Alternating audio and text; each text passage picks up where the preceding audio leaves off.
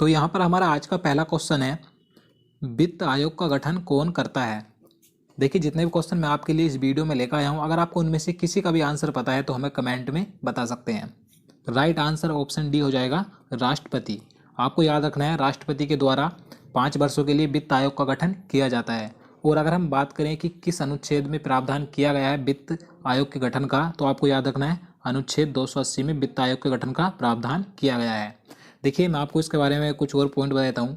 14वें वित्त आयोग के अध्यक्ष जो हैं वाई रेड्डी हैं, तो आपको याद रखना है इनका कार्यकाल 2020 तक रहेगा। 1 अप्रैल 2020 के बाद 15वें वित्त आयोग के जो अध्यक्ष बनाया गया है, एन के सिंह को बनाया गया है। तो आपको ये दोनों जरूर याद रखने हैं, क्योंकि आपसे एग्जाम में पूछे जा सकते हैं। 14वें वित्त आयोग के अध्यक्ष वाई रेड्डी और 15वें वित्त आयोग के अध्यक्ष एन के सिंह हैं। तो चलिए नेक्स्ट क्वेश्चन देखते हैं। प्रथम वित्त आयोग का गठन कब किया गया था। Right answer option B, 1951। आपको याद रखना है, प्रथम वित्त आयोग का गठन किया गया था 1951 में। इसके अध्यक्ष के सी नियोगी थे। तो आपको ये इनका नाम भी याद रखना है। प्रथम अध्यक्ष कौन थे वित्त आयोग के सी नियोगी। तो चलिए आगे देखते हैं। क्वेश्चन नंबर 3 है, उच्चतम न्यायालय के मुख्य न्यायाधीश की सेवानिवृत्ति आयु कितनी है। राइट आंसर ऑप्शन ए, 65 वर्ष। आपको याद रखना है, उच्चतम न्यायालय यानी कि सुप्रीम कोर्ट के मुख्य न्यायाधीश की जो रिटायरमेंट होने की आयु रखी गई है, 65 वर्ष रखी गई है। और अगर हम बात करें हाई कोर्ट की यानी कि उच्च न्यायालय की, 62 वर्ष है। तो आपको ये दोनों याद रखना है। और देखिए, मैं आपको बता दूं, जो उच्चतम न्यायालय के मुख्य न्यायाधीश होता है या अन्य न्यायाधीश होते हैं, उनकी न्यूनतम आयु नहीं रखी गई है। भारतीय संविधान में इसका उल्लेख नहीं है कि न्यायाधीश बनने के लिए न्यूनतम आयु कितनी होनी चाहिए। सिर्फ उसके लिए शर्तें होनी चाहिए कि वह भारत का नागरिक हो, या वह किसी उच्च न्यायालय में न्यूनतम 5 वर्षों तक न्यायाधीश रहा हो, या किसी उच्च न्यायालय या विभिन्न न्यायालयों में 10 वर्ष तक अधिवक्ता रहा हो। तो उसके लिए शर्तें होनी चाहिए। तो चलिए, आप समझ गए होंगे। नेक्स्ट क्वेश्चन देखते हैं। सर्वोच्च न्यायालय के प्रथम मुख्य न्यायाधीश कौन थे। सही आंसर ऑप्शन सी हो जाएगा, हीरालाल जे कानिया। आपको याद रखना है, ये सर्वोच्च न्यायालय के प्रथम मुख्य न्यायाधीश थे। और अगर हम बात करें सर्वोच्च न्यायालय की प्रथम मुख्य महिला न्यायाधीश कौन थी, तो आपको याद रखना है MS फातिमा बीबी। ये सर्वोच्च न्यायालय की प्रथम महिला मुख्य न्यायाधीश थीं। और देखिए, जो इस समय पर 46वें मुख्य न्यायाधीश आप सभी को पता होगा, रंजन गोगोई हैं। तो ये आपको याद रखना है। तो चलिए आगे देखते हैं। क्वेश्चन नंबर 5 है, सर्वोच्च न्यायालय के न्यायाधीशों के वेतन और भत्ते किस पर भारित होते हैं। Right answer option C, Bharat की संचित निधि। आपको याद रखना है, सर्वोच्च न्यायालय के सभी न्यायाधीशों के वेतन और भत्ते भारत की संचित निधि से दिए जाते हैं। और देखिए, भारतीय संविधान में संचित निधि का उल्लेख अनुच्छेद 266 में किया गया है। तो आपको ये अनुच्छेद जरूर याद रखना है, अनुच्छेद 266। तो चलिए नेक्स्ट क्वेश्चन देखते हैं। उच्चतम न्यायालय में अधिकतम कितने न्यायाधीश हो सकते हैं। Right answer option B, 31। आपको याद रखना है, सुप्रीम कोर्ट में अधिकतम न्यायाधीशों की संख्या 31 हो सकती है, जिसमें कि 30 अन्य न्यायाधीश होते हैं और 1 प्लस मुख्य न्यायाधीश होता है। तो मुख्य न्यायाधीश आप सभी को पता है वर्तमान में कौन है, रंजन गोगोई है। मैं आपको बता चुका हूँ। तो चलिए नेक्स्ट क्वेश्चन देखते हैं। अनुच्छेद 143 के अनुसार उच्चतम न्यायालय से परामर्श कौन मांग सकता है।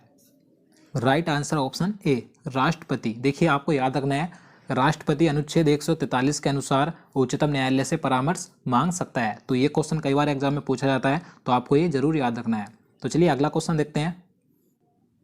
क्वेश्चन नंबर 8 है, भारतीय संविधान का व्याख्याकार और संरक्षक कौन होता है। सही आंसर ऑप्शन डी, सर्वोच्च न्यायालय यानी कि सुप्रीम कोर्ट भारतीय संविधान का व्याख्याकार और संरक्षक होता है। तो आपको याद रखना है। तो चलिए आगे देखते हैं। क्वेश्चन नंबर 10 है, भारत के मुख्य न्यायाधीश कौन थे जिन्हें भारत के राष्ट्रपति के रूप में काम करने का अवसर प्राप्त हुआ था। सही answer option D, M Hidayatullah. आपको याद रखना है, ये भारत के ऐसे मुख्य न्यायाधीश थे जिन्होंने राष्ट्रपति के रूप में भी काम करने का अवसर मिला था। तो चलिए अगला क्वेश्चन देखते हैं। सर्वोच्च न्यायालय के न्यायाधीशों की संख्या बढ़ाने का अधिकार किसके पास है। सही आंसर ऑप्शन ए, संसद। आपको ध्यान रखना है, जो सुप्रीम कोर्ट होता है इसमें जो अधिकतम न्यायाधीशों की संख्या हो सकती है, मैंने आपको बता चुका हूँ 31 हो सकती है अधिकतम न्यायाधीशों की संख्या। तो इनमें वृद्धि करने का अधिकार सिर्फ संसद को दिया गया है। तो चलिए आगे देखते हैं। सर्वोच्च न्यायालय के मुख्य न्यायाधीश के पद पर सर्वाधिक अवधि तक कौन रहा। सही answer option B, Y B Chandrachud. ये सर्वोच्च न्यायालय के मुख्य न्यायाधीश के पद पर सबसे अधिक समय तक रहे, आपको ध्यान रखना है। और अगर हम बात करें सबसे कम समय तक कौन रहे थे मुख्य न्यायाधीश के पद पर, तो कमल नारायण सिंह, आपको ये नाम भी याद रखना है। तो चलिए अगला क्वेश्चन देखते हैं। क्वेश्चन नंबर 13 है, सेवानिवृत्ति के पश्चात सर्वोच्च न्यायालय के न्यायाधीश कहाँ पर वकालत कर सकते हैं?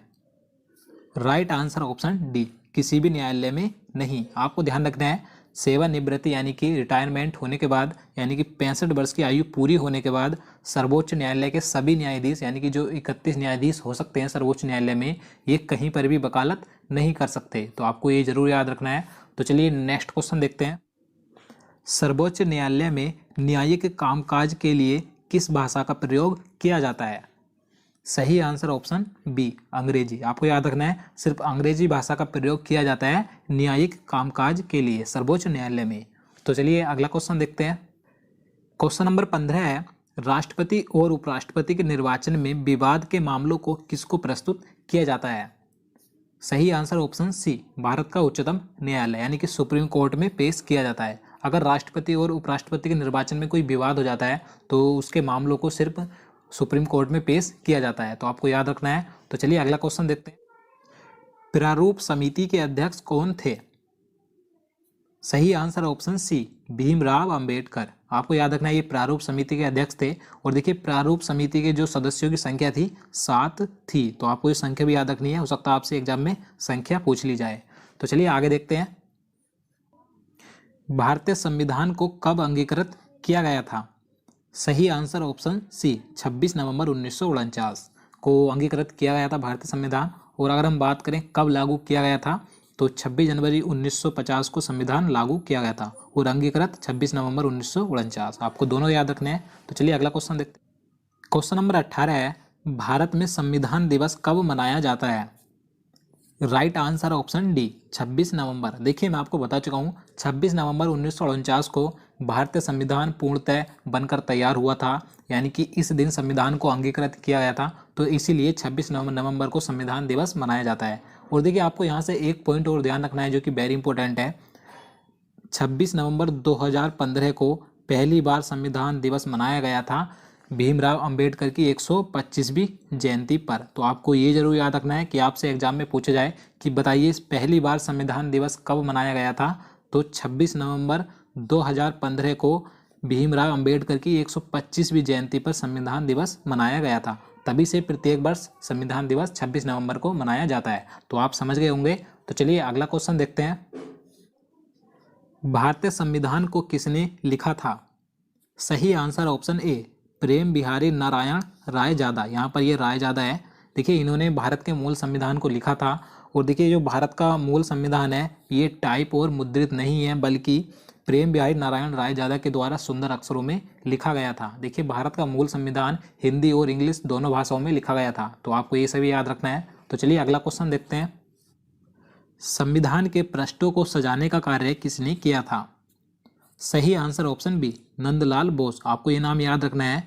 देखिए इन्होंने संविधान के पृष्ठों को चित्रों के माध्यम से सजाया था। मैं आपको बता देता हूँ। देखिए संविधान में कुल 22 भाग हैं, तो इन्होंने प्रत्येक भाग की शुरुआत में 8 से 13 इंच के प्रत्येक भाग में एक चित्र बनाया था। तो इस प्रकार से इन्होंने कुल 22 चित्र बनाए थे। तो इन 22 चित्रों को बनाने में इन्हें कुल 4 वर्ष का समय लगा था। तो आपको ये सभी याद रखना है। तो चलिए अगला क्वेश्चन देखते हैं। भारत का मूल संविधान कहाँ संरक्षित है? सही आंसर ऑप्शन सी, संसद भवन। देखिए प्रेम बिहारी नारायण रायजादा के द्वारा लिखा गया भारत का मूल संविधान भारतीय संसद पुस्तकालय में हीलियम से डिजाइन किए गए एक विशेष पात्र में संरक्षित किया गया है। तो आपको ध्यान रखना है। तो चलिए अगला क्वेश्चन देखते हैं। भारत का मूल संविधान कहाँ से प्रकाशित हुआ था? सही answer option D, Dehradun. Dehradun से प्रकाशित हुआ था भारत का मूल संविधान। तो आपको ध्यान रखना है।